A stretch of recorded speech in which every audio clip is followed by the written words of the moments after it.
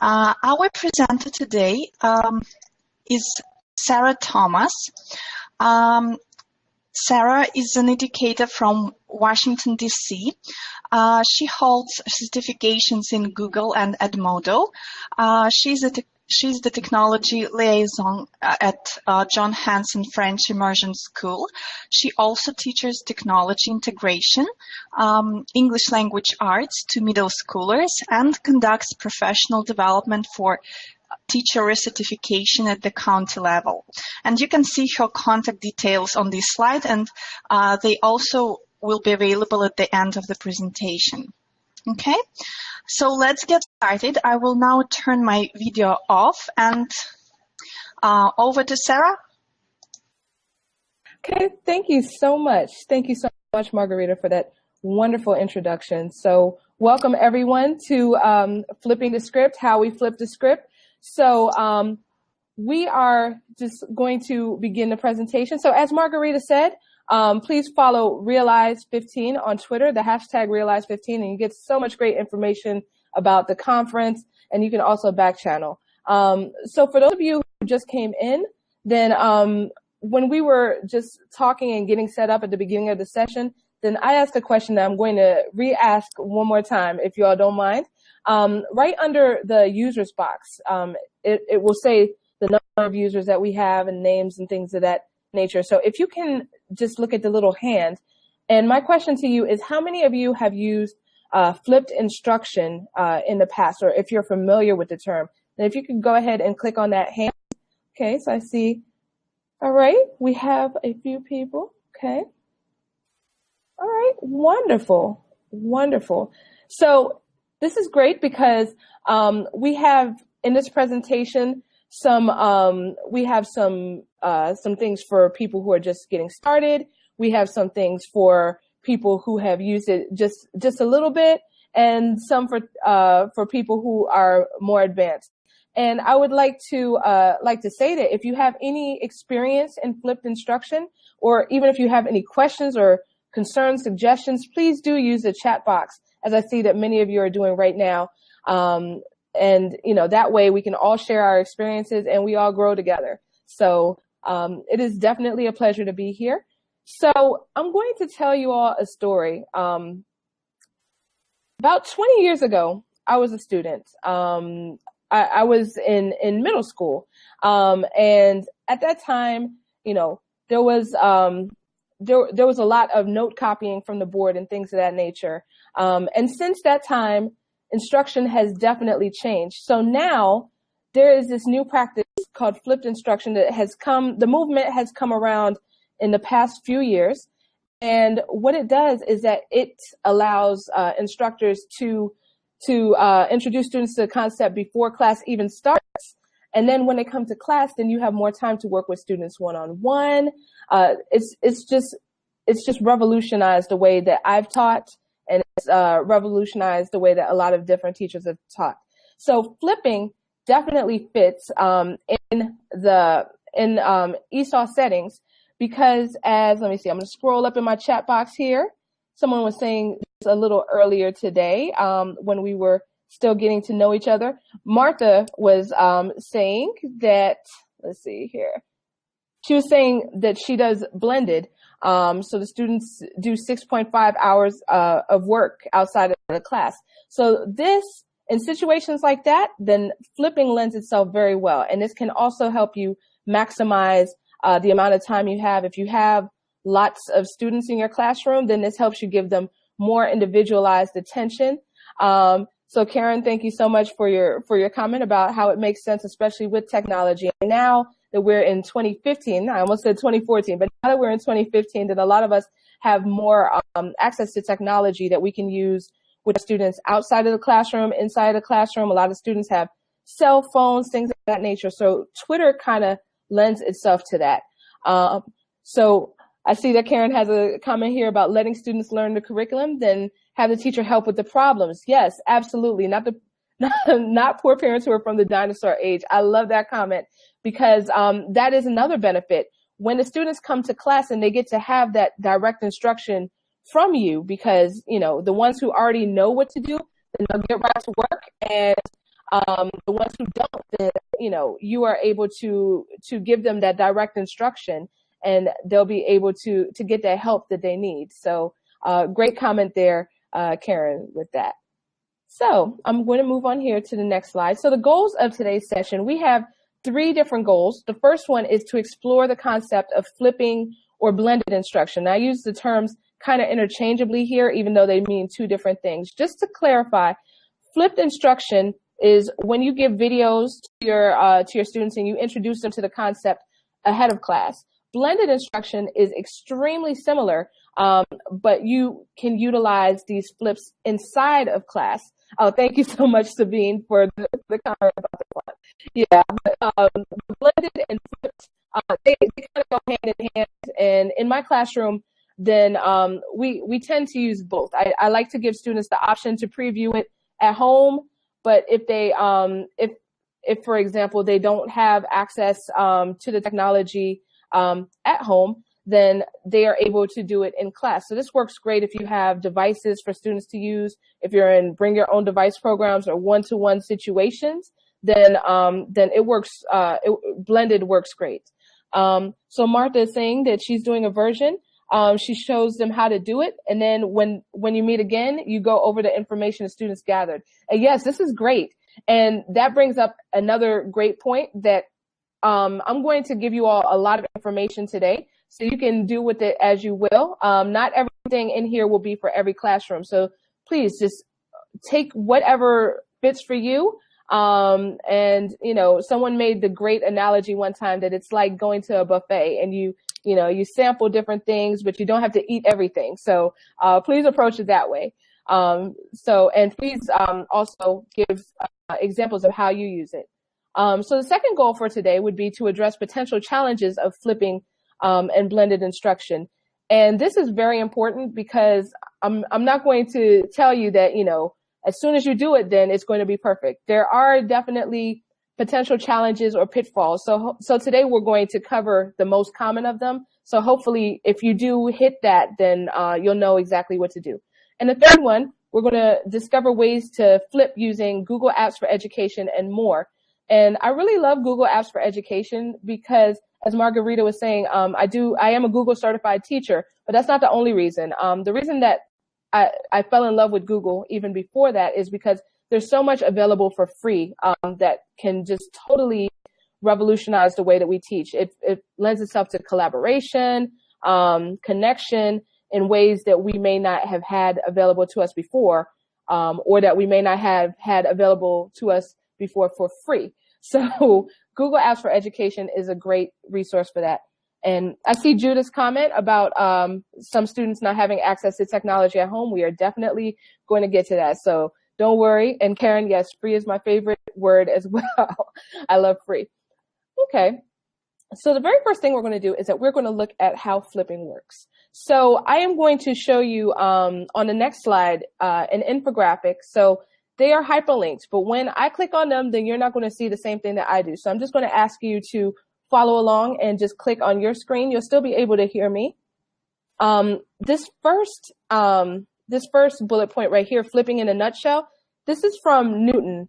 And it is a fantastic infographic. And thank you so much, Margarita, for dropping that link in the chat box.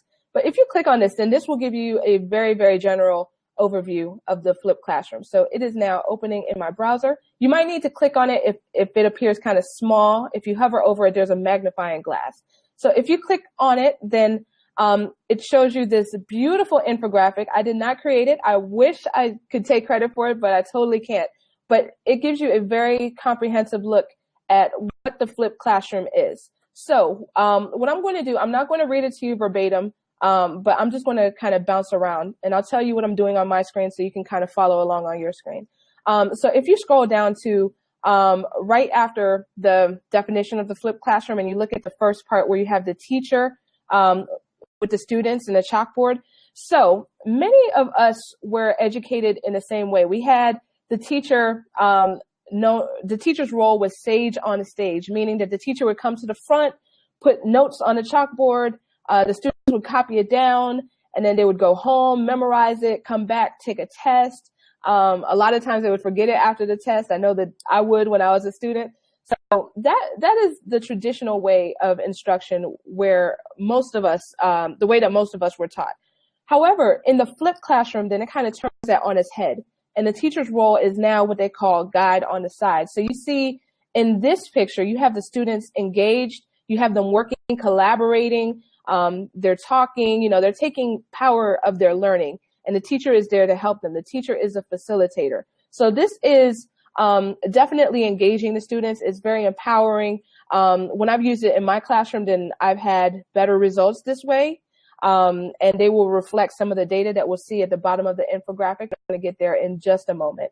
So if you go ahead and scroll down, I'm going to skip what a flipped classroom model does. I'm going to skip a theoretical framework, and I'm going down to how it came to be.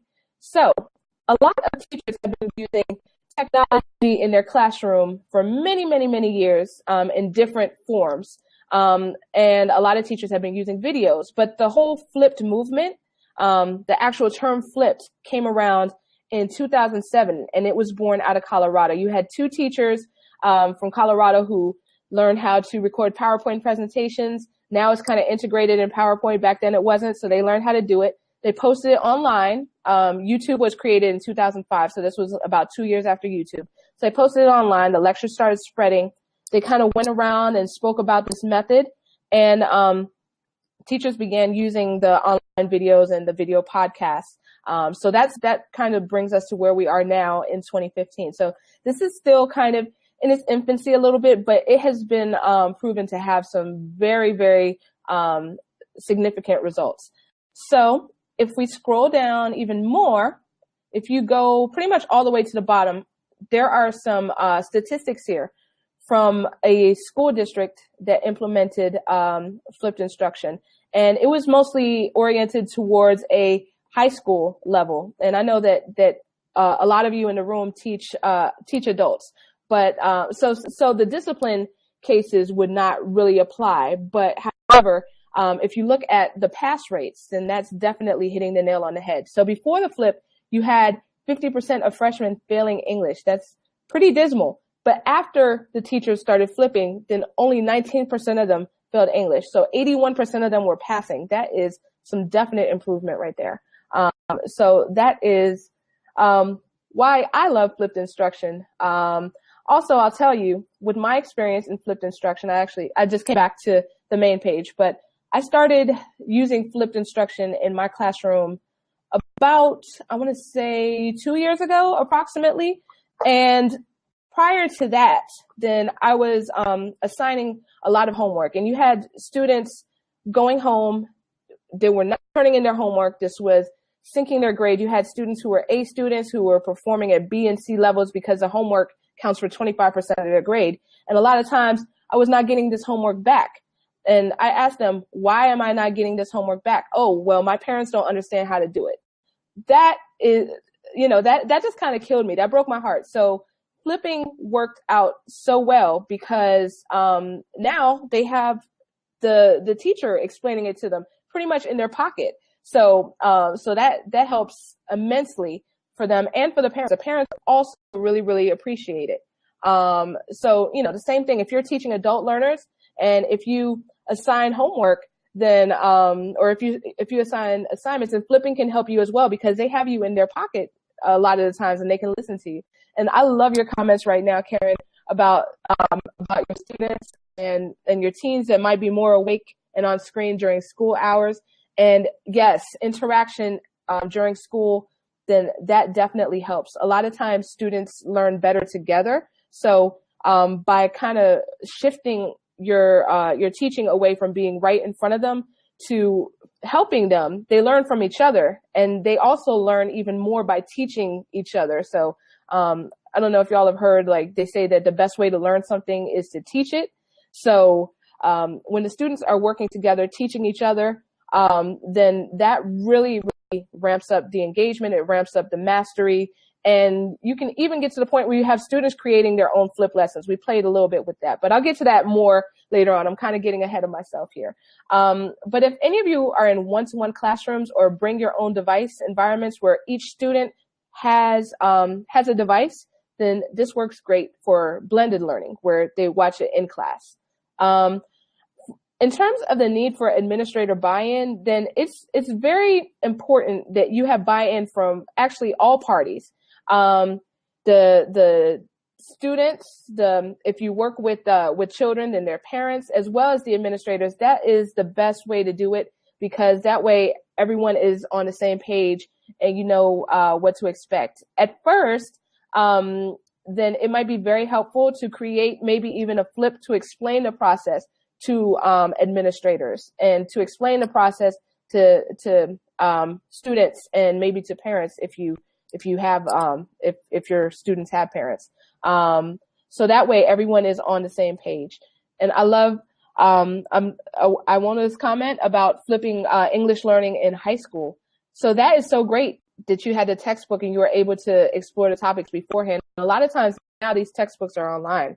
So that is amazing.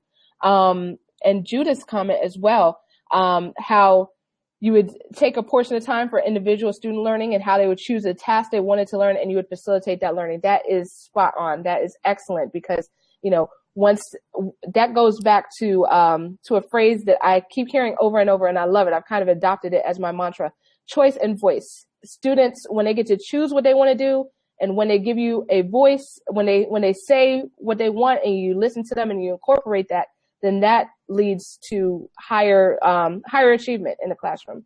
So excellent points. Yes, Karen. Choice and voice. I love it. Love it. So now we're at the third point where we're going to talk a little bit about valid concerns about flipping and their solutions, because a lot of times, you know, you might have these hangups that occur and you might not know where to go. So in this section right here, we're going to talk a little bit about different concerns. The very first one, I believe, is the one that I have heard earlier today. I forgot exactly who said it, but this was great about the students not having access to the internet at home. And this, I've done a flip session approximately 30 times in the past year, and every single time this has been a concern for educators in the room. So we already many times have an achievement gap, and you all know that because, you know, you're teaching English learners. So a lot of times, you know, it's so crucial to have that. But they need to build the language acquisition in order to be able to succeed in many different ways. Now, when you add an equipment or a technology gap on top of that, then that tends to complicate things. So when students don't have access to the internet at home, this is where a lot of educators kind of throw in the towel when it comes to flipped instruction. However, there are different ways to get around that. So the first question, do they have phones? This might look like a joke at first, but I have to say, a lot of times my students come to class and they say, Ms. Thomas, I don't have Wi-Fi at home. And I say, well, do you watch YouTube at home? Do you watch Lil Wayne? You know, my students are middle school, so they're all about the musicians. I say, do you watch Lil Wayne at home? Yeah, we do. Okay, well, you can watch Little Miss Thomas. So a lot of times they don't think about the data plan as potentially being a way to connect to the internet. So that is definitely one thing right there. And Judith, I love how you talked about your assigned computer lab time. That is a key point. So that is definitely another thing to take into consideration. Now, the second one, if they have libraries nearby. Now, this is something that we can't really demand of students because, you know, this is outside of school hours. And a lot of times there are different things going on, especially working with adult students. They may have jobs, or, you know, things so that they might not have time to go to the library. But some of my students have found that going to places where there are public hotspots, they've taken it upon themselves to do that.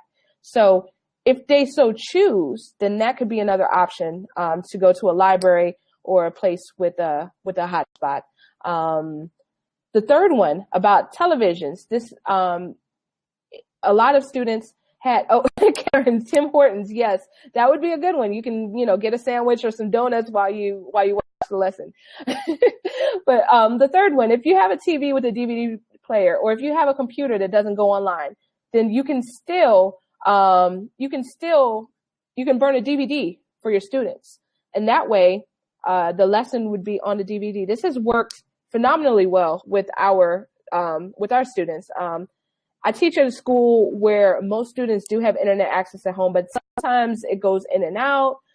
Some students don't have it, period. So burning a DVD has really, really helped to meet this need. The fourth one, this goes to what Judith was saying. If you have internet access at your program, then you can utilize these resources. Like if you have devices that are that can be used instructionally, then you can use that with your students. If you have a computer lab, as Judith does, then that might be a good time to allow them to view these videos. Once again, with me having middle school students, then at lunchtime, we've come up with a concept of viewing party. So what they would do is they'll get their lunch from the cafeteria, come upstairs, watch the video, talk about it amongst themselves. We'll just project it on the big screen, have maybe 15, 20 kids in there watching the video at once. And I definitely chose that terminology, viewing party, for a reason, because with 14-year-olds, then party, that's automatic engagement right there. We often have students who do have internet access at home that still want to come to the party. So I'm just like, hey, come on, the more the merrier. So if you have that, or if you have availability, like maybe before or after class, if you're at a training center or at a university, and students can, come in and utilize the internet access there, then that could also help. And the fifth one, what resources does your program have available? So speaking with educators in Canada and in the United States, then a lot of times schools do have resources or have funds available. And I'm not saying buy like an iPad for every student and give it to them. If you have that money, then by all means do that if you want. But one thing that someone mentioned was getting something called a MiFi. I believe it's through AT&T. Now, I'm not 100% sure what cell phone carriers you all do have in Canada, but I'm sure that there's probably mobile hotspots available under different carriers. So definitely check into that. But if not, then another great idea that someone had was to contact businesses, because a lot of times they do their technical refresh. And when they do that, then they get rid of all their technology in favor of newer models. But sometimes this is only like, it's only like a year or 2 years old. So if you contact these organizations, then you can sometimes get them donated to you for free as a tax write-off for them. So it's a benefit, both ways. Or you can have, you can get them for pennies on the dollar if they really want to make a profit out of it. So definitely tap into the resources that your program has available. You could ask the community to donate. I love what Karen just said, asking you shall have. So find community partners. That is excellent, Karen. That's great, Judith, about your program, just getting Chromebooks for your lower level ESL class. So if you wouldn't mind, could you type in how you were able to achieve that? Because, I'm sure that a lot of people would like to know. We always just have to think outside the box, be creative. The same thing we tell our students, that's what we do as teachers. So yeah, just look into all the different resources that are available. Okay, now here's another one. Along with access, kind of on the other side of the coin, you have accountability. Now, I'll tell you a horror story. When I first started flipping, when I would first flip, and I would post these YouTube videos on, and it would tell me, okay, 50 of my students watched it, where I would teach 63. So who are the 13 who didn't get it? That's what I would want to know. Oh, Judith, thank you so much for the answer about the previous question about how they got Chromebooks. They budgeted for it as a project. Yep, that is great. That is fantastic. But a lot of times when I would post a video on YouTube, then I would see that only, a fraction of my students watched it. I didn't know who watched it. I didn't know who didn't watch it. I could go to class and say, hey, who watched it? Who watched it? And, you know, any kid could be like, I watched it. And I would never know the difference. Like my students this year are very, very honest, and they tell me when they didn't watch it. But, you know, sometimes people are not always as honest. So a good way to keep track of this is, there are 3 sites that we have here. I see that Awona loves BlendSpace. So I love BlendSpace as well. That is, I've been using it for a long, long time. So I am just going to click on the different links right now. I'm not going to take you through all of them, but just going to give you a brief overview. So the first one I'm clicking on is BlendSpace, and it's great because you can create lessons in 5 minutes, as they say in their big letters on their site. And it's great because you can drag in content from almost anywhere. You can drag it in from YouTube. You can drag it in from your Google Drive. You can drag it in from your Dropbox, anywhere. You can just drag in this content. And then when you do drag it in, then you can set up a quiz, and the quiz will show you, you know, who has watched the video. Did they understand? They take the quiz, and you get to see exactly how your students did. So that is one good way to have accountability, because they all have their logins. And if you do have Google Apps, then it's a seamless login. And so you may be using Edmodo as well as a learning management system. They have an app in Edmodo. And thank you so much, Margarita, for dropping that link. So BlendSpace is a great one. I've been using it for the longest time, ever since I found out about it. It's been amazing. Edpuzzle is the second one. And a lot of these, other teachers have suggested them. So if you have resources as well, please feel free to drop them into the chat box, because, you know, it's always great to have a wealth of resources to choose from. But Edpuzzle, in theory, it's about, all 3 of these are pretty much, in theory, about the same thing. They all do the same thing. In Edpuzzle, the difference here is that you can crop the video, so that's great. I have not personally used Edpuzzle, but I have heard so many great things about it. And scrolling down the page, it says right there, it's perfect for the flipped classroom. You can embed your videos everywhere. So Edpuzzle is I've heard great things about them. The third one would be EduCanon, and I actually did try this one last week because I tend to remain very faithful to whatever I use. I tend not to. I adopt a mantra: if it ain't broke, don't fix it. And then I realized, okay, well, I kind of got to get out. I have to get outside the box. So I wanted to try something different. I tried EduCanon, and it's great.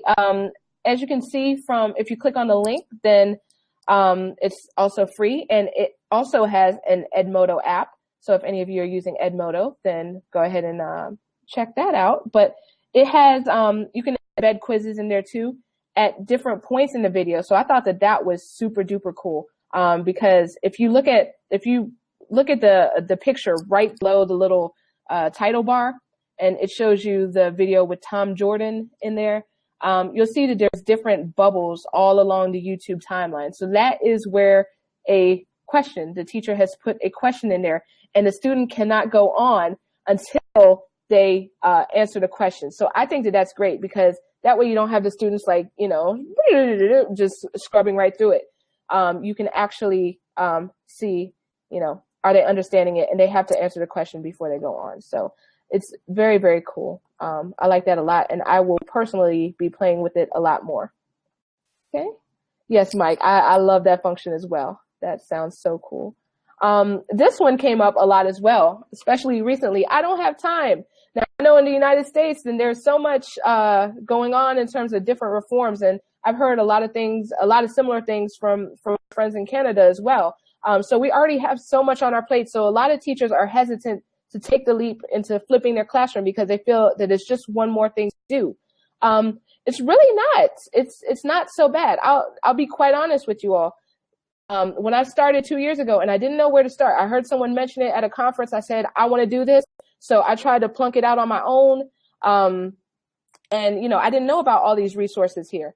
So it took me forever to make a video. But with the resources that we're about to share and discuss, then it'll take you no time hardly any time.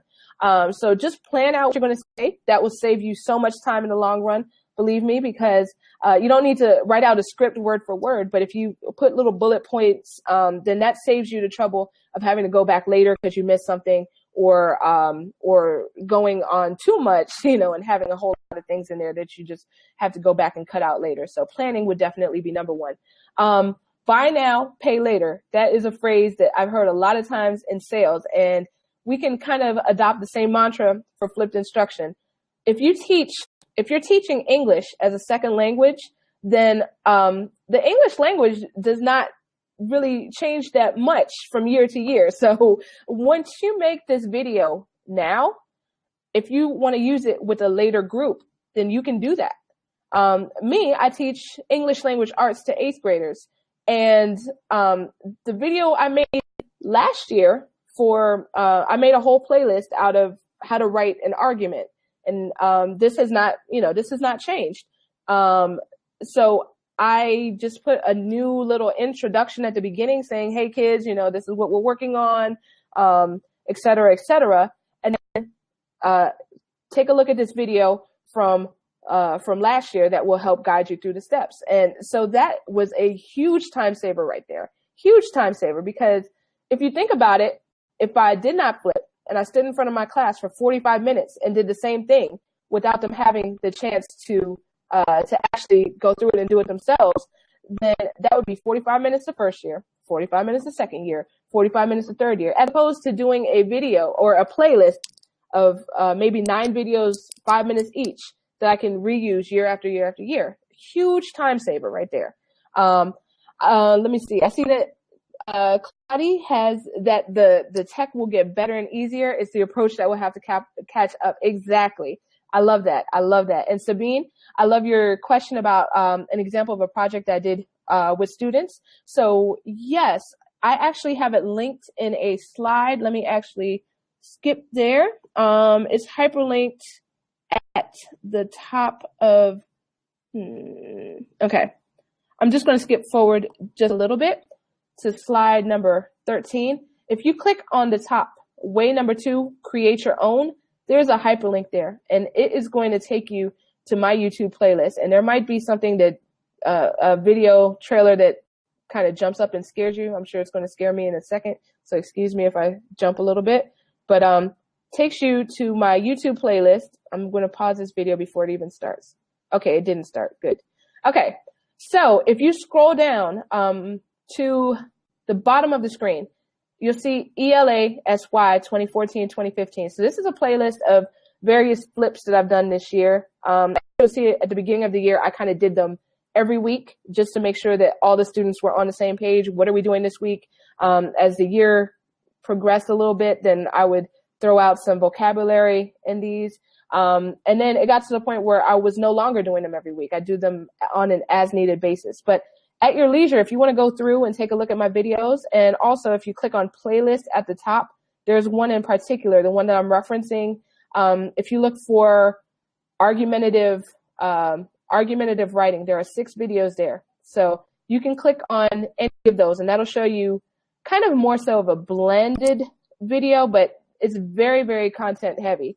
Oh, thank you so much, Kim, about the intro. Yeah, so those will definitely show you examples of the flipped classroom. So how I do it. So also for the third point, for not having time, there's no need to recreate the wheel. As we're going to see in a second, then you don't even have to create your own if you don't want to.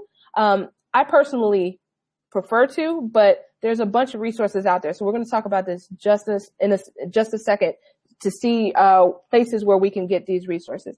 So Sabine, your question, you could use EduCanon and upload your YouTube videos, and this would ensure students watch them in the order you want them to watch them in.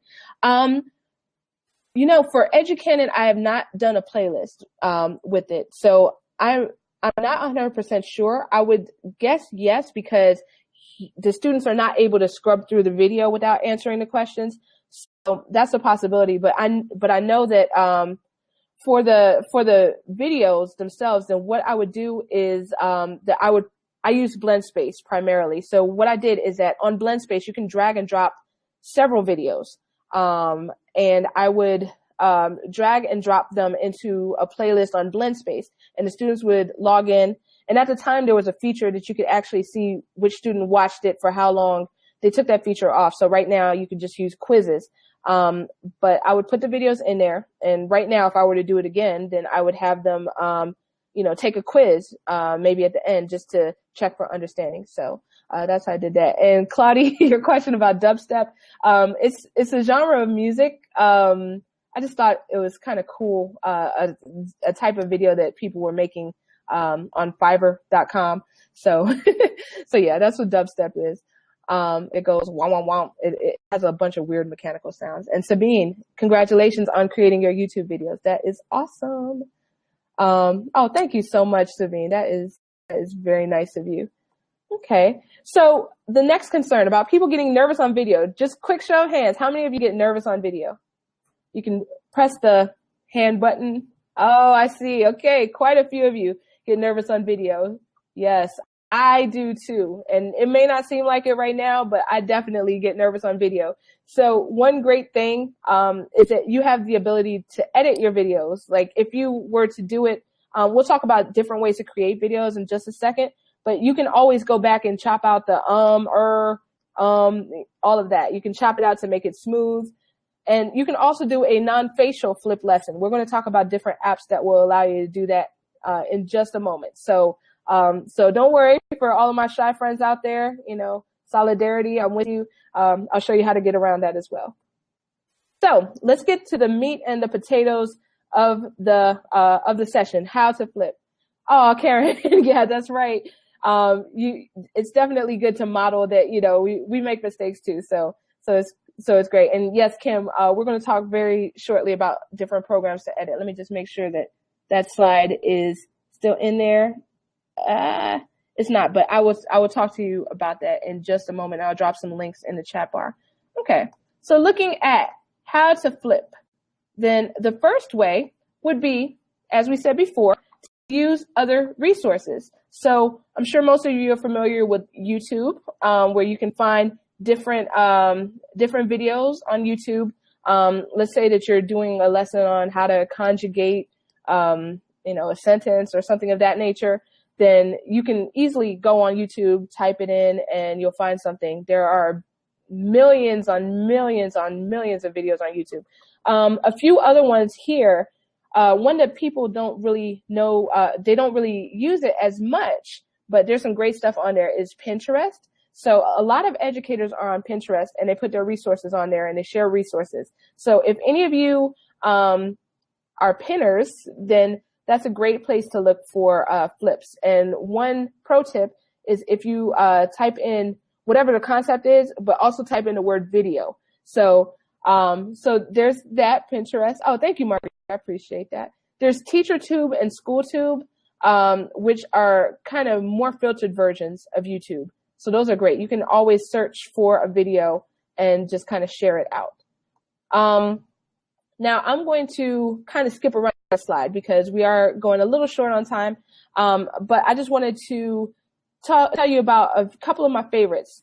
This is the second way to create your own videos. So we're looking at apps here. The first one that I would like to kind of tell you about is Show Me. So if you click on that link, then it's going to take you to showme.com. And you see here that this is kind of like a virtual smartboard or a virtual whiteboard. And you can record what you're doing, and you can annotate it. You can put your voice in there too. So it is phenomenal. And the reason that I showcase this one is because it's free. And like we already established, free is my favorite word. So check out Show Me when you get a chance. You can look at some of these featured Show Me's on there, and it will show you some great things. They have some English. They have lots of categories on there, but you could use other people's, but you can also create your own. So Show Me is great. Explain Everything, which is the first one, is very similar to Show Me, but it's paid. It has more bells and whistles. It's a little bit more advanced. Let's see here. TouchCast is a great one as well. So TouchCast, it makes very professional looking videos. I was impressed. It's an app that you can use on your iPad, And what it does is that it will, it has subtitles. It has all kinds of things on there that are just incredible. You should take a look at some of these videos on here. If any of you use green screens or things of that nature, check out TouchCast, and it is free. Okay, so let's see here. On the next slide, then here, this is more so based on applications for your computer. Now, all of these are great. If you click on the hyperlinks, then they will take you to them. Let me see. If I were just to pick a couple on here that I would want to highlight, the first one is would be Camtasia, and it's made by a company called TechSmith. Now, this is one of the very few times you will hear me talk about something that's not free. But if you ever hear me talk about something that's not free, then it's because I think that it's totally worth it. So Camtasia is a way that you can make videos. If you want to make a 5-minute video, you can make a 5-minute video in 5 minutes. It's awesome. For Mac, I believe it's $80, and for PC, I think it's $180, but that's a one-time fee. It's pretty intuitive. So, you know, you can just record your video. It's fantastic. And I would suggest that if you have many educators in your program, then you could go through together, and you could go in together. Oh, and I see a question from Sabine about going back to the last slide. I would definitely do that. But just to let you know, this presentation, all the slides will be available to you.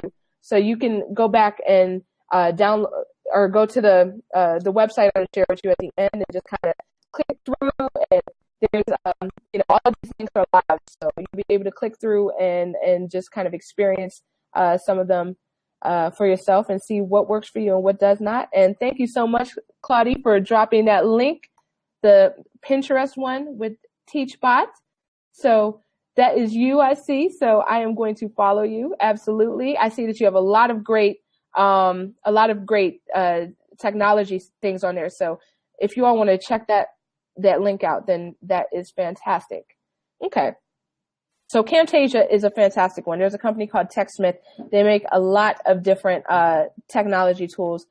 Jing is one of the ones that they make for free. Now, a lot of these apps here are screen capture software. They will record whatever you're doing on your screen. Let's say that you are typing something, you're typing an essay. So it will record whatever you are doing on your screen, but it won't necessarily have your face. So that is why I went to Camtasia, because I wanted to have my face and what I was doing on the screen at the same time. So if you want an example of the Camtasia video, then once again, just click on the hyperlink up top about creating your own videos. I'll take you to my YouTube page. And oh, thank you so much, Marquita. I will, let me see. Let me type in voicethread.com. So this link right here should take you to VoiceThread. And thank you for bringing up VoiceThread, which is another great site where you can actually upload a video and students can log in and they can comment on it. Like they can leave their voice reflections. And it's really cool because it creates dialogue. So it's fantastic. Sabine, you said, have you used Captivate? I have not used Captivate, but let's see. I will definitely do if you wouldn't mind dropping the link in the search box, or I'm sorry, in the chat box, then that would be great. It's similar to Camtasia. Okay, wonderful. So if you could drop that link, then that would be great, and everyone would be able to check it out. And if you could tweet pics of slides, please be my guest. If you want to tweet pics of this, if you want to share this presentation with anyone, by all means, please. Sharing is caring. Okay. So I'm going to take you now to the third piece. Actually, before I start talking about the tools on this slide, then there was a question that came up about editing. So if you want to edit your videos, I'll tell you right now that Camtasia, it will allow you to do it all in one. There are a few other programs that you can use to edit. If you're on Windows, then one of those would be Windows Movie Maker, and I will give you all the link for that. And you'll be able to download it. This one is free, so that is it's not free. Oh, I'm sorry. Captivate is not free. All right. Thank you, Sabine. But this Windows Movie Maker, if you have a PC, then that would be a good one for you. If you are on Mac, then the one that I would probably recommend would be iMovie. I use this a lot. I kind of go between iMovie and something called Final Cut Pro. The reason that I use Final Cut Pro, though, is because I teach technology as well, and I kind of want to give my students that career experience with industry standard stuff. But that is way expensive, so I would not recommend you go Final Cut Pro if you are just looking to edit for your flips, because it's like $300.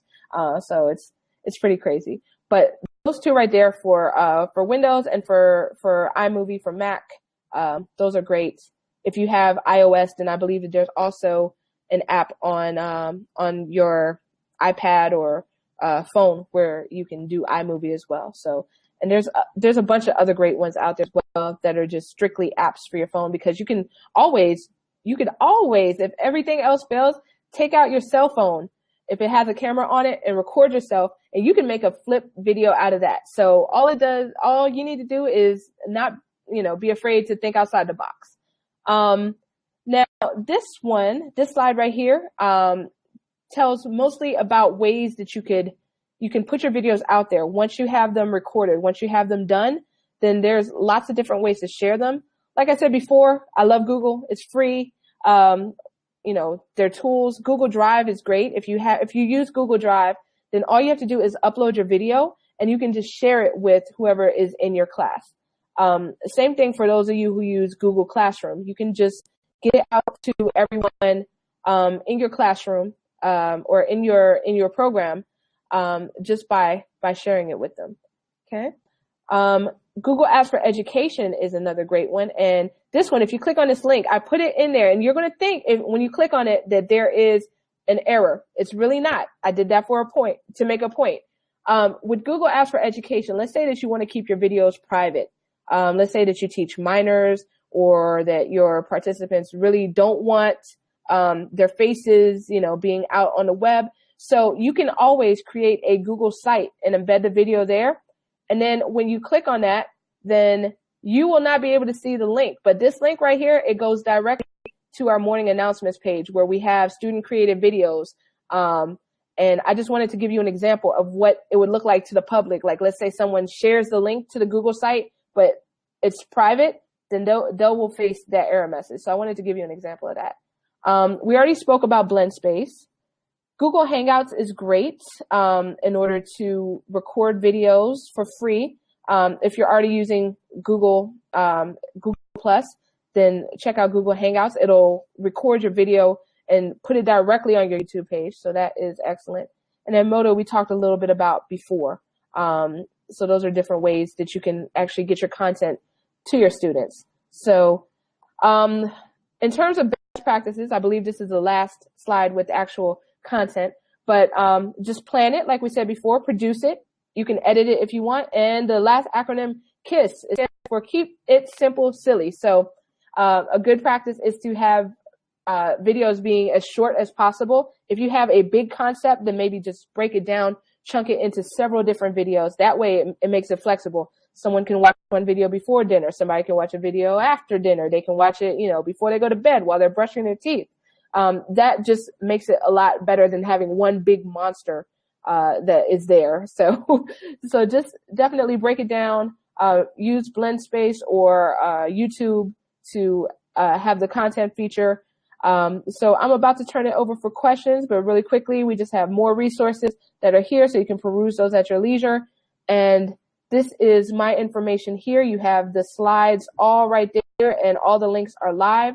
So feel free to click on them. And if we're not already connected, then let's do so. So I'm going to turn it back over to Margarita. And thank you all so much.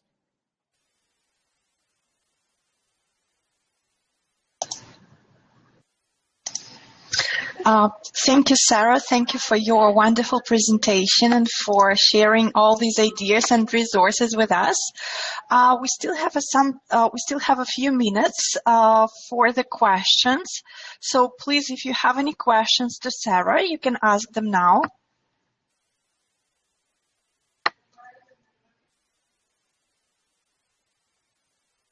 Okay, if you try flipping your classes and you have some questions later on, you can contact Sarah, or you can also continue this discussion on Tutela. This is the link to the Realize Forum Tutela group, so please post your questions there as well.